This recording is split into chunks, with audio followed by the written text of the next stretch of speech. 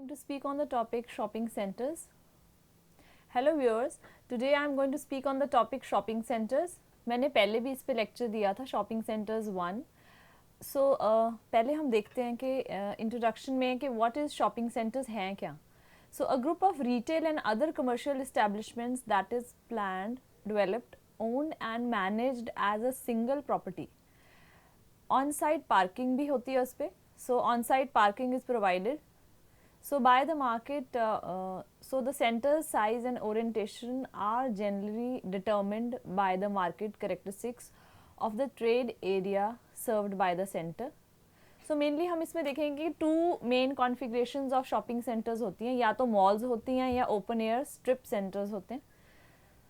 So मैं दोबारा बताऊंगी कि the main configuration shopping centers दो तरह के हैं, तो malls हैं जो ऊपर से covered हैं हमारी, और open air strip centers हैं. So these are the two types of configurations of shopping centers. So पहले हमारी malls क्या हैं? Malls क्या हैं? Now malls are typically are enclosed with a climate controlled walkway. Ma'am पानी रखवा दो.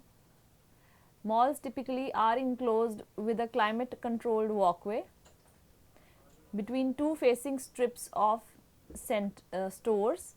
So the term represents the most common design mode for regional and super regional centers and has become an informal term for these types of centers. तो malls क्या हैं हमारी, वो enclosed हैं जिसमें climate controlled है, मे बी आर्टिफिशली हम air conditioning करते हैं, और between उनके facing strips of stores हैं, जैसे stores हैं in lines. तो ये हमारी बेसिकली रीजनल सेंटर्स और सुपर रीजनल सेंटर्स दोनों हो सकते हैं. सो जो हमारे स्ट्रिप सेंटर्स क्या हैं, दो ही तरह की मैंने भी बताया कि शॉपिंग सेंटर्स हैं, या मॉल्स हैं या स्ट्रिप सेंटर्स हैं. तो जो स्ट्रिप सेंटर है, a strip centre is an attached row of stores or service outlets managed as a coherent retail entity with on site parking. तो इसमें जैसे मॉल्स हैं, इसमें हमारी पार्किंग बेसमेंट में हो सकती है या ऊपर अपर फ्लोर पे भी हो सकती है. तो लेकिन जो स्ट्रिप सेंटर्स हैं, तो इसके side by side parking will be provided, usually located in front of the stores. तो हम जो देखेंगे जो स्ट्रिप सेंटर्स हैं, नॉर्मली हमारे जो शॉपिंग मार्केट है उस तरह के होते हैं. तो ये एल शेप्ड या यू शेप्ड हो सकते हैं. So open canopies may connect the store fronts, but a strip centre does not have enclosed walkways linking the stores. हर इंडिविजुअल जो स्टोर है उसके आगे पेडेस्ट्रियन या वो है, लेकिन इंक्लोज्ड वॉकवेज इसमें प्रोवाइडेड नहीं होते. So a strip centre may be configured in a straight line or have a L or U shape. Thank you. So अब मैंने ये पहले भी थोड़ा सा इसका बताया हुआ है, but still I will repeat. तो हमारी जो बेसिकली शॉपिंग सेंटर जो हैं उसकी टाइप्स कौन सी हैं. तो हमारी शॉपिंग सेंटर की टाइप्स हैं neighbourhood centre, community centre, regional centre, super regional centre, fashion speciality centre, theme festival centre and outlet centre. So सबसे पहले हमारे नेबरहुड सेंटर क्या है. इसमें now this centre is design to provide convenience shopping for the day-to-day needs of consumers in the immediate neighborhood.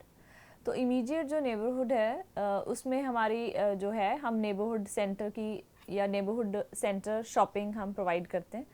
तो second है हमारी community center. तो community center typically offers a wider range of apparels and other soft goods than the neighborhood center and does the example इसके क्या हैं, supermarkets, super drug stores, department stores. Community centre क्या है, ये अब neighbourhood centre जैसा ही है, लेकिन इसमें टिपिकली इसमें कोई पर्टिकुलर रेंज हो सकती है, जैसे एपरल्स की या हमारे जो क्लोथ्स की वो है रेंज.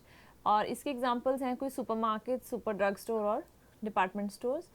फिर है हमारे regional centre. A typical regional centre is usually enclosed with an inward orientation of the stores connected by a common walkway. Regional centre में क्या होगा, इनवर्ड जो ओरिएंटेशन है स्टोर्स की फेसिंग एक तरफ ही होएगी, एंड जो connected by a common walkway उसमें आगे वॉकवे होगा और पार्किंग साइड्स पे होएगी. The parking surrounds the outside perimeter. तो जो आउटर पेरिफेरी है वहाँ पे हमारी पार्किंग हो सकती है. Now this is an example of a regional centre. फिर है super regional centre. Similar to a regional center but a larger size, it has more anchors, deeper selection of merchandise and draws from a larger population base. अब super regional center थोड़ा बड़ा होगा, बाकी जैसे मैंने दो डिस्कस किए उनसे तीनों से बड़ा होगा. सो इसमें कोई जैसे कोई पर्टिकुलर मर्चेंडाइज है, जैसे क्लॉथिंग की ही है या फिर कोई और स्पेसिफिक वो है, उसकी ज़्यादा स्पेशलिटी या ज़्यादा रेंज वाले जो होंगे, तो that will be the super regional centre. इसके अलावा नेक्स्ट है हमारा फैशन और speciality centre. So a centre which is composed mainly of upscale apparel shops, boutiques and craft shops carrying selected fashion or unique merchandise of high quality and price. ये हमारा fashion speciality centre है. Now these centers usually are found in trade areas having high income levels.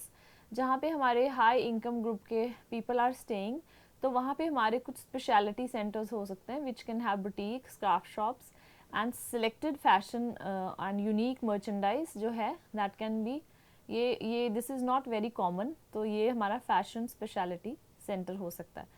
इसके अलावा हमारा theme या festival centre हो सकता है. Now these centres typically employ a unifying theme generally located in urban areas and tend to be adapted from older, sometimes historic buildings and can be part of a mixed use project. So ये वाले जो हमारे होंगे ये now these kind of centers typically employ a unifying theme. ये कोई specific कहो कि theme पे based हो सकते हैं. Now this is also not very common and located in urban areas tend to be adapted from older historic buildings and can be part of a mixed use project. इसके अलावा next हमारे outlet centers हैं. Now outlet centers जो हैं now they usually located in a rural or occasionally in tourist locations. So ये भी हमारे अब cluster form में हो सकते हैं, तो enclosed malls भी हो सकती हैं. तो a strip configuration is mostly common, although some are enclosed malls भी हो सकती हैं and open straight strip वो भी हो सकती हैं. So इसमें cluster भी हो सकता है. तो outlet center will be normally outside, तो ये rural या outside of the periphery of the city जो हैं that is the outlet centers. So हम देखेंगे कि how do we select a site for a shopping center. तो द फर्स्ट है कि हमारी लोकेशन क्या है. द टर्म लोकेशन इंडिकेट्स कि general area in which is to be selected as a site for a shopping centre. So an analysis is made of the total available economic potential of the general area. क्या मतलब है इसका कि total available economic potential क्या है, जैसे वहाँ पे पॉपुलेशन क्या है, ट्रेड एरिया क्या है, बिजनेस के लिए या वहाँ पे प्रॉपर अगर हम सेटअप करते हैं शॉपिंग सेंटर तो हमें वहाँ प्रॉपर रिस्पॉन्स मिलेगा कि नहीं. तो ये सारा कुछ एनालाइज करते हैं हम before the starting of the before selecting the site of the shopping center. So the search is gradually narrowed down through analysis of various segments of the larger area. तो हम बहुत ब्रॉड एरिया पहले specify कर लेते हैं, उसके अंदर हम फर्दर सिलेक्शन या फर्दर रिसर्च या फर्दर एनालिसिस करते हैं. एक ब्रॉडर एरिया ले लिया हमने जैसे. So a specific area within the chosen segment, अब बहुत जो ब्रॉड एरिया उसके अंदर फिर हम टोटल उसमें हम वेरियस स्मॉल एरियाज देखते हैं कि कौन सा मोस्ट सूटेबल है उस पर्टिकुलर हमारी जो शॉपिंग सेंटर की साइट के लिए. So within the chosen segment that seems to offer the most advantageous potential is then examined and finally a defined location within this specific area is chosen. हम देखते हैं कि जहाँ पे need क्या है, पॉपुलेशन या जहाँ पे हमारा ट्रेड एरिया या बिजनेस विल फ्लरिश, तो यहाँ उस जगह पे भी सिलेक्ट दैट साइट. फिर इसके अलावा हम देखते हैं site qualification. It is important that the land to be used should possess the greatest degree possible of the following qualification. तो हमने जो सिलेक्ट करा है तो हम देखते हैं कि वो properly how does it qualify. So the site must be located in the most desirable general area as established by the economic survey. The site must be owned or controlled by the developer or offer the possibility of acquisition. तो हमारी जो site है वो हम acquire मतलब it should be easily be acquired. So land cost must be in keeping the overall economic consideration. land cost भी हम देख लेते हैं उस हिसाब से.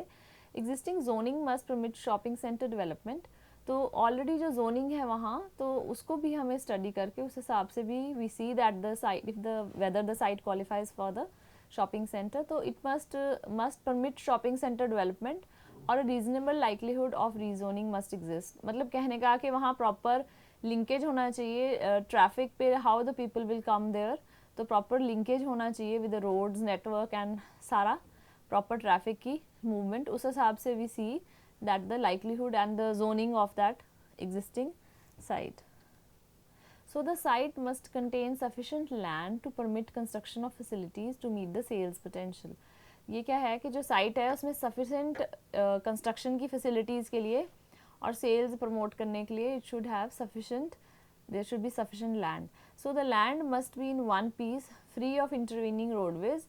ऐसे नहीं है कि आसपास ज़्यादा रोडवेज का नेटवर्क है, राइट ऑफ वे, मतलब सारा हमें ये देख के ही then we select the site, और other obstacles that would force development in separated portions. ऐसा नहीं है कि site should be in one consolidated piece, it should not be segregated pieces. So the topography and the shape of the site is also important and it must permit advantageous planning and reasonably economical construction.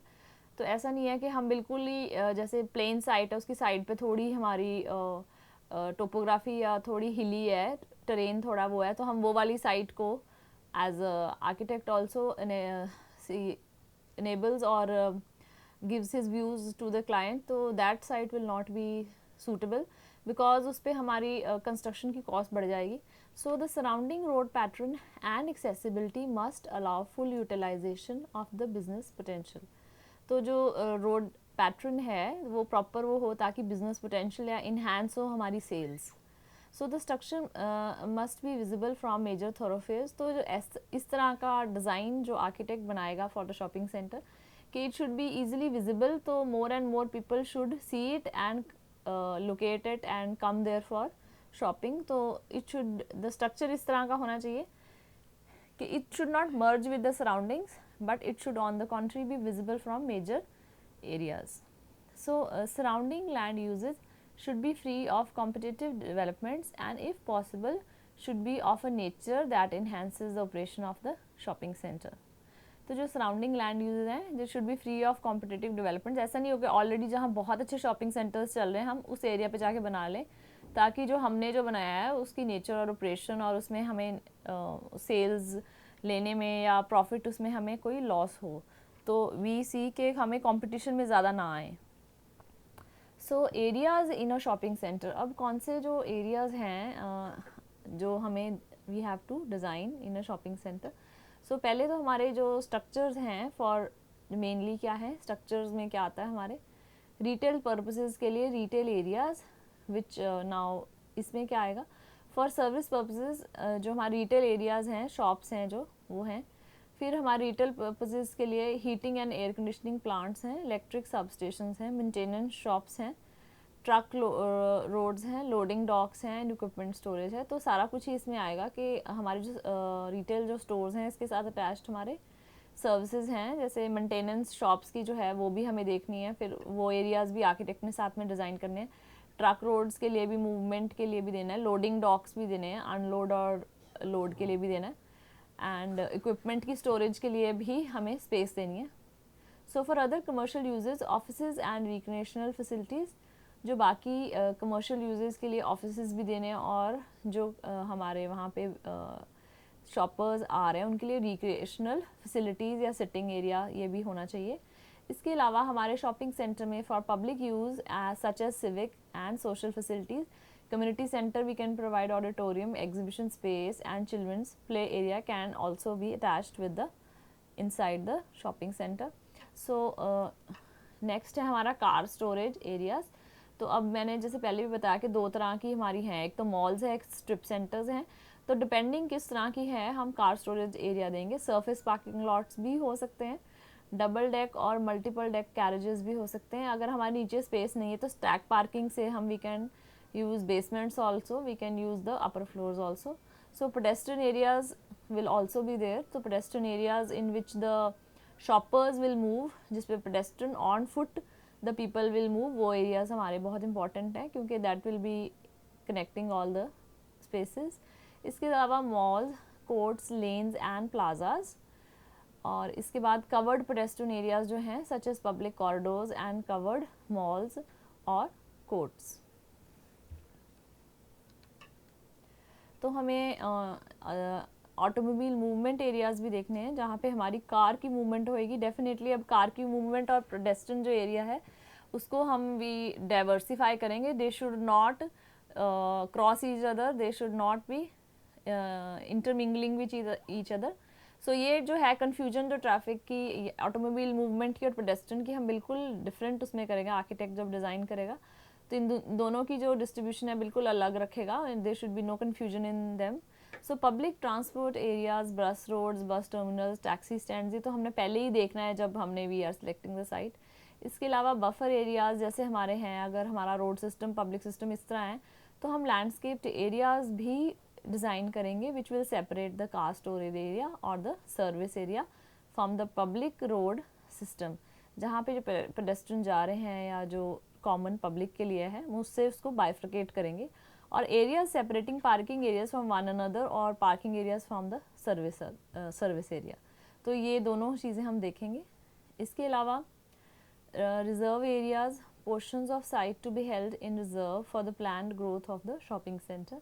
तो इसमें हम extra जो हमारी growth in future, अगर हमें लगता है कि हमारा प्रोजेक्ट बहुत सक्सेसफुल होगा तो we might need to add more area, more stores. तो हमें in reserve we have to give for future development also, we need to give and plan some area for, keep some area, some percentage of the area of the project for future development.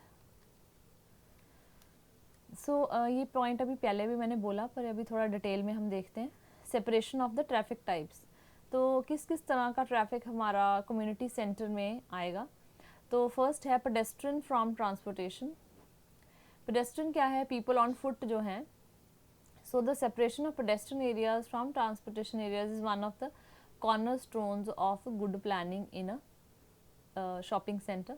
So the constant movement of vehicles within transportation area inevitably creates a certain amount of danger, noise, fumes and confusion which distract the shoppers and diminish shopping enjoyment. तो ये बड़ा major और crucial point है इसमें जो हमारा मैंने अभी बोला कि जब हमारे वहाँ पे प्रॉपर कन्फ्यूजन होएगी कि पेडेस्ट्रियन ऑन फुट भी जा रहे हैं, बीच में कार्स भी आ रही हैं, कार्स का धुआं भी वो आ रहा है, तो अदरवाइज ऑल्सो अगर बच्चे भी साथ में हैं तो ladies will find it difficult to control. So this will they will be distracted. तो एक शॉपिंग इन्जॉयमेंट भी उनकी ख़राब होती है एंड वो डिस्ट्रैक्ट होते हैं। तो इस वजह से ये एक बहुत बड़ा नेगेटिव पॉइंट है अगर हमारा पेडेस्ट्रियन और जो ट्रांसपोर्ट है जिसमें हमारी कार्स भी जा रही हैं, they both are intermingling or confusing. So service from customer traffic is the second important point. So service from customer traffic, service traffic in shopping center represents a considerable portion of the mechanized traffic. So इसमें अगर हम देखें कि जो service traffic है, अगर हमारी जो पिकअप्स हैं या जो डिलीवरीज आ रही हैं, जैसे कोई हमारा सामान आ रहा है, गार्बेज की टिन्स हैं जो every day they need to be again emptied, trash collection है, रिपेयर के लिए कहीं हैं, सर्विस जो एरियाज़ हैं, तो इसको भी हमें सर्विस जो है कस्टमर ट्रैफिक से अलग करना पड़ेगा। अलग करेंगे या फिर इसको हम बफर भी कर सकते हैं। तो ये भी एक इम्पॉर्टेंट पॉइंट है कि good planning of shopping centre में this is also a principle, we demand that such areas be properly shielded by screen walls और landscaping and that service vehicles be able to enter or leave without interference from automobiles or pedestrians. तो normally अगर हम देखेंगे जितने भी पुरानी malls जो हम अच्छी सक्सेसफुल मॉल्स हैं तो उसमें देखेंगे कि हमारी जो एंट्रेंस है पेडेस्ट्रियन की या ऑन फुट जो पीपल शॉपर्स की है तो उसको टोटली बाइफिकेट कर देंगे। जो ऑटोमोबाइल या जिस पार्किंग जो है उसको एक साइड पे पेरिफेरी पे हम ला के आउटर ही निकाल सकते हैं, पेडेस्ट्रियंस के साथ उसको कंफ्यूज नहीं करेंगे। जहाँ पे अगर हमें कार्स का वो है तो हम उसको बफर भी कर सकते हैं और स्क्रीन वॉल्स के साथ वो कर सकते हैं। प्लस जो सर्विस व्हीकल्स हैं जैसे लॉरी वगैरह, ट्रक्स वगैरह आ रहे हैं लोडिंग अनलोडिंग के लिए, उस एरिया को भी हम सर्विस एंट्री को भी हम एज एन आर्किटेक्ट हम उसको प्रॉपर्ली डिज़ाइन कर सकते हैं। सो फिर सर्विस रोड्स जो हैं they are located at the basement level. ये मैंने जैसे पहले वाला पॉइंट है उसी की आगे थोड़ी एलैबोरेशन है।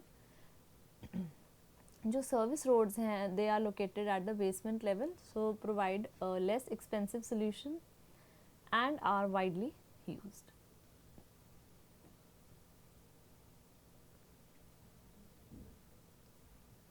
So where subsurface or topographical conditions make the construction of basements impractical, जहाँ पे हमारी इस तरह की topographic conditions हैं कि basements नहीं बन सकती या उनकी construction impractical है, तो service and storage जो areas हैं may be placed above the merchandising level and connected to it by ramps. तो इसमें क्या बताया कि अगर हमारी बेसमेंट्स में हमारी पॉसिबल नहीं है कंस्ट्रक्शन, तो समटाइम्स हम रैम्प्स के साथ साइड पे हम अपर लेवल्स पे भी स्टोरेज या मर्चेंडाइजिंग जो है उसको रिसीव एंड उसको स्टोर कर सकते हैं. एक और important principal while designing shopping centre है कि all the places stores while the architect is designing they should be in order and unity should be there in between them, and beauty, they should be aesthetically pleasing and appealing, so that more and more people come there and more shoppers visit that place. So this concept of orderliness, unity and beauty is a major planning principle, and it must be applied to every major and minor aspect of the project and must permeate all architectural expressions.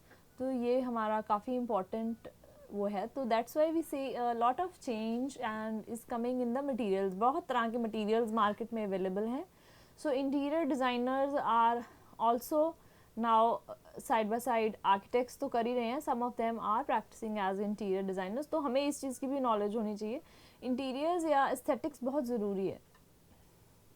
So landscaping, signs, the architecture of structures, architectural treatment of spaces between structures, composition of structures in relation to one another, color schemes हम देखते हैं, and materials they must all adhere to this vital principle. जो भी हम इसमें colors use करें, जो composition of structures है और इसके अलावा जो materials use करें, सारे they should be follow this principle of unity and beauty. And landscaping जो है they should be also be a vital point or principle in designing the structures.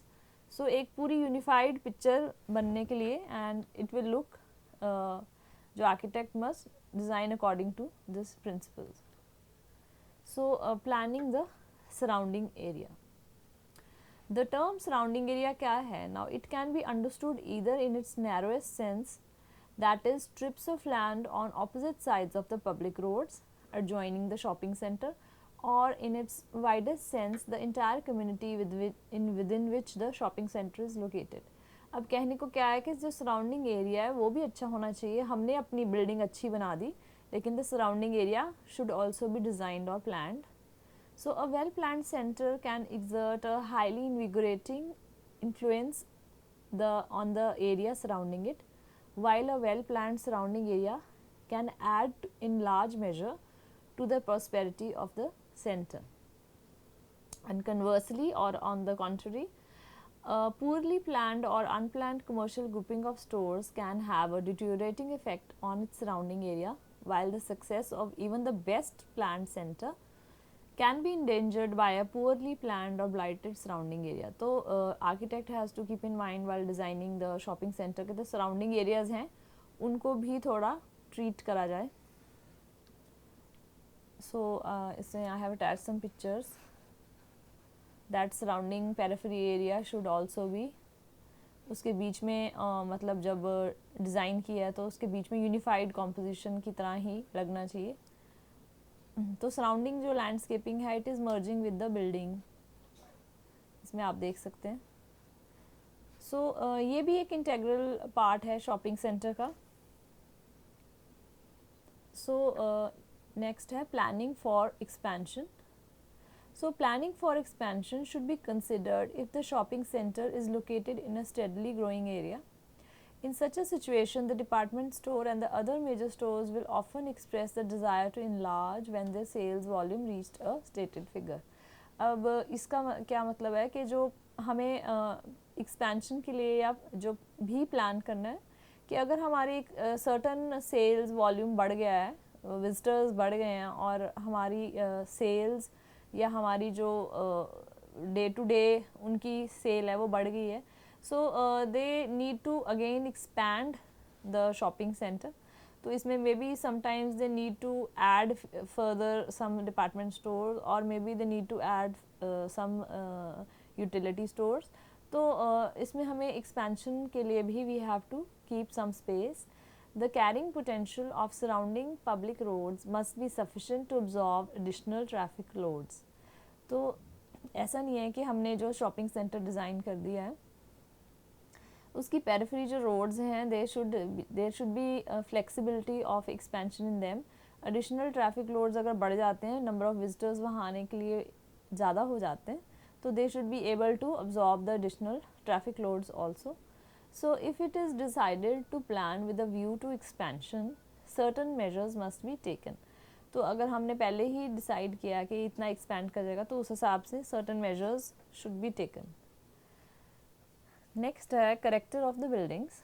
So the shopping center establishes a new environment resulting from the banding together of individual businesses in cooperative fashion with the aim to creating greater commercial effectiveness through unified Endeavour. मतलब इसका क्या है कि जो shopping centre है उसने एक नए तरह का एनवायरनमेंट बनाया है जिसमें बहुत सारा बिजनेस भी फ्लरिश करे एंड वो मतलब इफेक्टिवली कमर्शियल उसकी वो भी हो एंड एस्थेटिकली भी एक यूनिफाइड करेक्टर या एक यूनिफाइड यूनिटी वाले सारे stores they should appear as in unity. So it is important कि इंडिविजुअल करेक्टर हर स्टोर का, जैसे हमारी हर शॉप का एक इंडिविजुअल करेक्टर दे दे. No not like that. तो ये यहाँ पे यही बताया कि शॉपिंग सेंटर को एक टोटलिटी में ट्रीट करना है, हर इंडिविजुअल आइडेंटिटी नहीं ट्रीट करना हर स्टोर या शॉप को. तो सारे are part of the main shopping centre. So it is important कि that the individual characteristics of the participants not be suppressed but encouraged. ऐसा भी नहीं है कि हम इंडिविजुअल दो एक स्टोर की आइडेंटिटी है उसको बिल्कुल ही सप्रेस कर दें, no.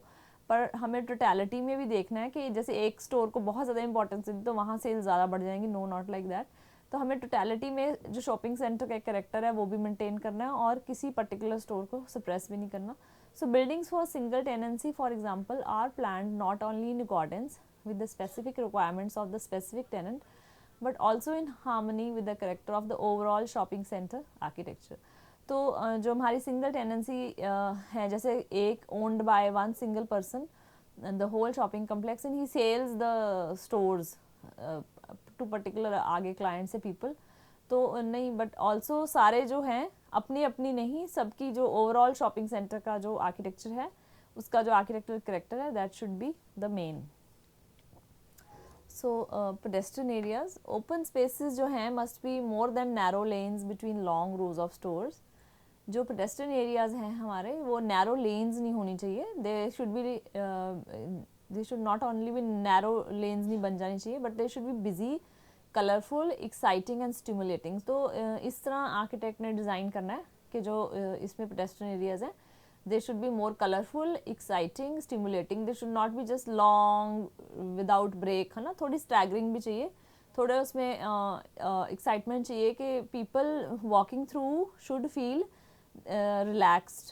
They should enjoy the experience in the shopping center. So all the senses of human being should be rewarded. Saying कि देखने में भी अच्छी लगे वो, सुनने में भी ज़्यादा वो ना हो एंड मतलब you feel should be at peace. So trees, flowers, fountains, sculpture and murals ये सारे हम ऐड कर सकते हैं. They are the freestanding structures are vital parts of the overall scheme.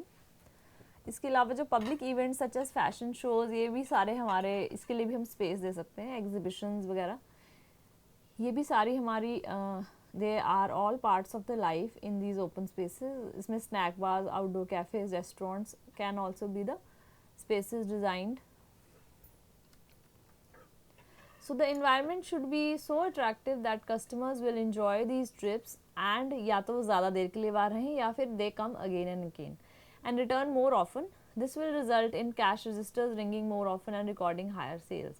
तो sometimes we see कि इसीलिए कोई particular जो shopping center है उसकी sales ज़्यादा हैं और जो दूसरे हैं मे बी वहाँ पे shoppers कम हैं because of the certain reasons architecturally और द डिज़ाइन जो हमारे डिज़ाइनिंग जो आर्किटेक्ट ने किया उसके हिसाब से may be it is a successful project, so more shoppers will be there and more people will buy.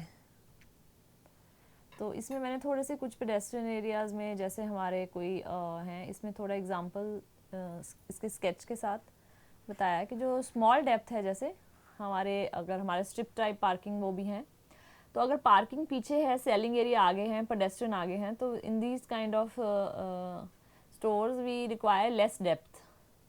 So